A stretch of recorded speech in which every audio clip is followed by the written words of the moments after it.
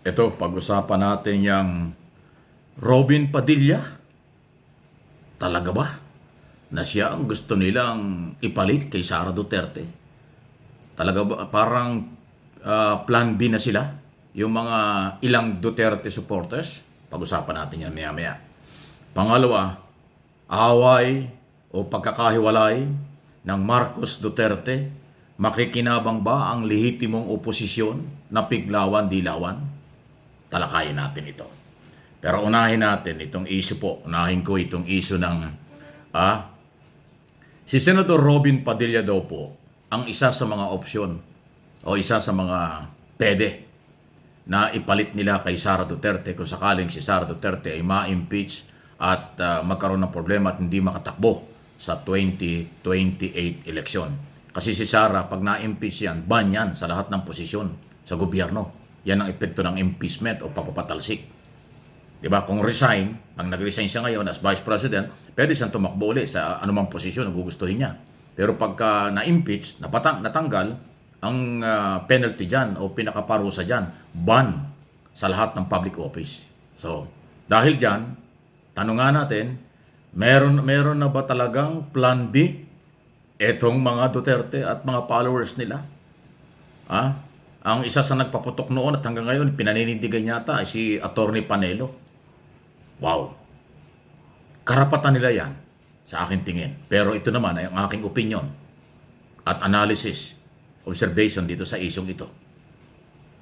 Sa akin pong opinion, wala silang pagmamahal sa bayan.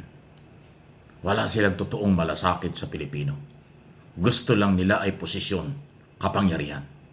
Alam niyo bakit? Pasintabi na sa mga supporters at followers ni Robin Padilla. Mayroon ba si Padilla kakayanan, kaalaman para pamunuan ang ating bansa?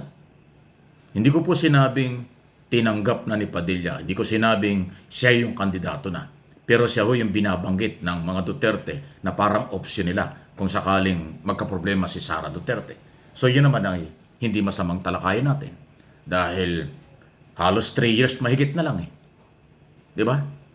Pagpasok po ng 2025, 3 taon na lang, eleksyon na naman. Presidential na yan. So hindi ho yan, huwag sabihin, matagal pa yun, hindi po. Ang 3 taon napakadali.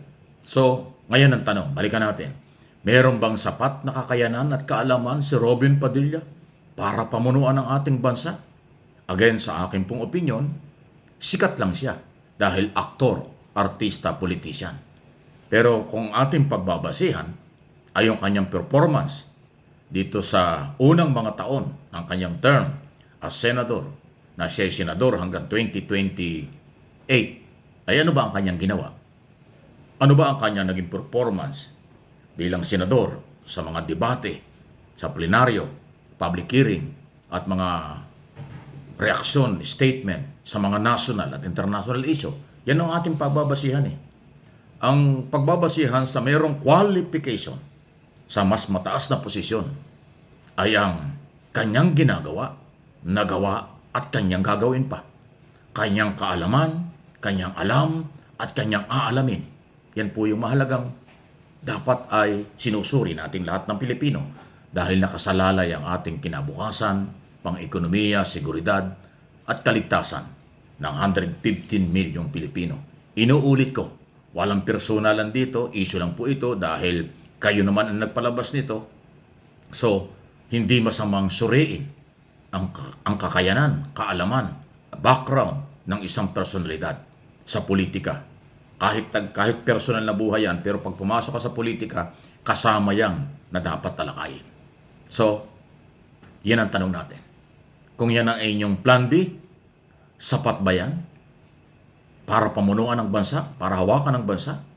At meron ba talagang sapat ding kakayanan at kaalaman sa national at international issue? Please comment kayo, react. May kanya-kanya tayong opinion sa mga nangyayari. Opinion po ito, opinion itong pinag-uusapan. Para sa akin, hindi ho kailangan at hindi masama na pag-usapan ito. Paki-like po ninyo at share ng ating video ito. Pangalawang pag-usapan natin po ito, away o paghihiwalay ng Marcos at Duterte na dating merong unity doon sa 2022 presidential, vice presidential, national and local election. Kaya sila nanalo. Tinulungan ng Marcos loyalists, tinulungan ng mga Marcos supporters si Sara, kaya nanalong vice president. Maaring nakatulong din yung mga Duterte, kaya naging Pangulo si Pangulong Marcos. So nagtulungan, pero mas marami yung Marcos supporters at loyalists sa akin pong observation at opinion. Pero dito sa away na ito, sino ba makikinabang? Totoo ba at tama ba na ang tunay na makikinabang dito ay ang lehitimong oposisyon na Piklawan-Dilawan Liberal Party? Although ang Liberal Party, Piklawan-Dilawang ito ay sumusuporta na sa maraming policy, maraming ginagawang programa ng Marcos administration. Especially yung independent foreign policy, lalo na po yung paninindigan sa West Philippine Sea, national security, internal, external security, at saka po yung mga iba't ibang mga infrastructure project at paglalaan ng mga pondo sa iba't ibang ahensya ng pamahalaan o mga proyekto, suportado yan ng Piklawan-Dilawan. Wala ho silang masyadong mga batikos kahit sila ay mga lehitimong oposisyon.